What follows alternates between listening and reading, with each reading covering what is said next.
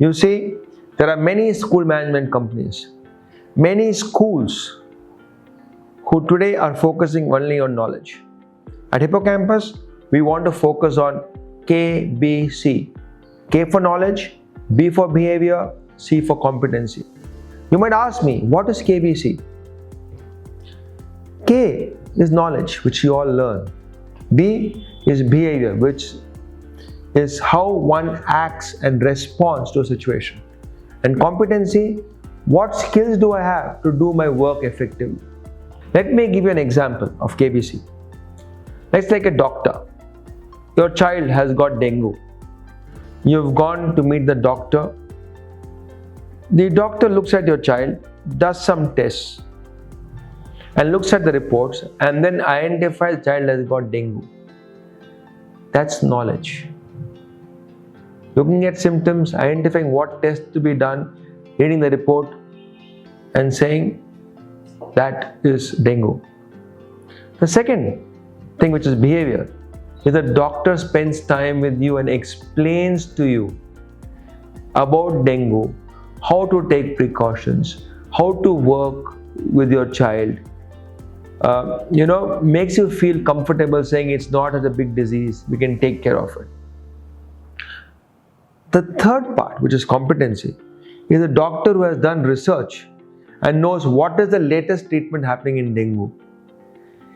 Somebody who is keeping track of what is happening with your child and is taking care of the recovery of the child and constantly giving requisite ideas at the right time to make sure child recovers properly.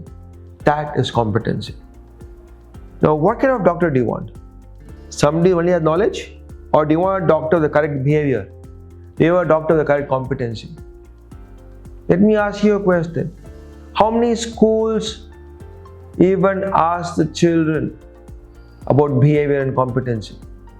Every school only talks about knowledge, and passing examination. Isn't it high time we change that?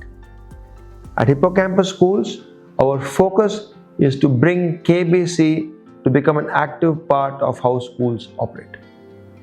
For example, when you feel sad, let's say you like going for a walk in the garden, you like to be in nature. Let's say I am your friend, and if I know that when you feel sad, you like to do this, and if you are feeling sad, then I have to learn to come to you and say, friend, can I go for a walk in the garden with you? Can we talk in the garden? Now, this is the way children are able to identify their emotions and how they respond to their emotions or respond to their friends and other people's emotions. This needs to be taught to children. And from grade 1, we talk emotions. People think it is useless, but it's a very, very important part of building a child's character, his resilience, his ability to handle ups and downs in his life. So that's one thing which we work on, and it's part of the foundation of building behavior. The second part, if we give an example, is about the behavior of collaboration. How to work together. All of you know today, unless people work together, things will not happen. Whether it is a government, whether it is a construction crew, everybody has to learn to work together. So what we do in our classes, that we typically have small group times during the class, and children are given a problem to solve together. So small group time is a very, very critical part of our classroom instruction.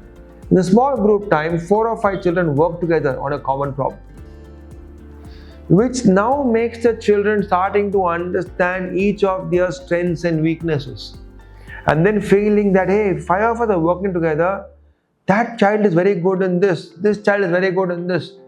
They start getting mutual respect, they start contributing, and they start working as a team and solving bigger problems a lot more easily. We inculcate this within the class. Let me talk about a third behavior. Caring. Caring for the world, caring for society, caring for people who don't have as much as you do. So in the month of December, we have what we call a Joy of Giving week. So the schools are expected to identify an organization and work with them. Children are supposed to lead the activity. They can do anything. They can collect money, they can collect items, they can go spend time. Now, one of our schools, they decided to adopt a school for the mentally challenged children.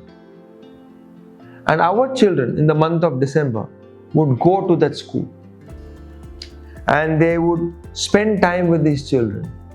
They would work with these children. Sometimes they would get gifts for these children. Now, what happens here? A child who is going into a mentally challenged home suddenly starts feeling, first saying how lucky he is, right? And then when he meets the children who are mentally challenged, he realizes that his presence out there makes a difference in their life. They feel so happy to meet him. And the child also starts feeling important and useful, saying, yes, I am of use to somebody. In this particular school, what happened over the couple of years was they've formed such a strong partnership that in their annual days, the mentally challenged children are given an opportunity to come and perform. And that is the highlight of the annual day, because those children come and perform. And our school children and their parents are mostly in tears to see how the mentally challenged children are coming out and performing. Now, what does this do? This creates sensitivity amongst all of us. It makes us care for others. And that's an important behavior which we have to build in children. So these are just an examples of few things which you can do in building behaviors in children. So Umesh, what about the C that stands for the competency? Could you explain about that as well? Sure. So let's take one competency which I call intellectual rigor. Intellectual rigor actually is the process of applying deep, disciplined thinking to a problem. You'll notice many times, if you give your child a tough problem, it could be in math or some task you give him at home. Your child might say, oh, too difficult, I don't want to do. Very tough, I don't want to do. What's happening here? The child is refusing to apply intellectual rigor. The child is trying to take the easy way out. The world's most difficult problems are solved by people putting their minds together, by applying intellectual rigor day in and day out. We have to start building that competency in children. They have to be given difficult problems which need them to think. Today, you will notice that even our NEP, CBSE is moving towards that way.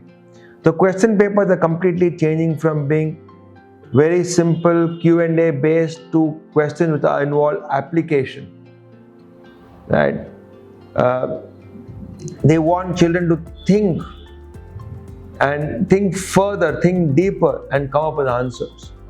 So intellectual rigor is a very, very important part for anybody doing something, anybody. It could go to a doctor. It is also important for a politician.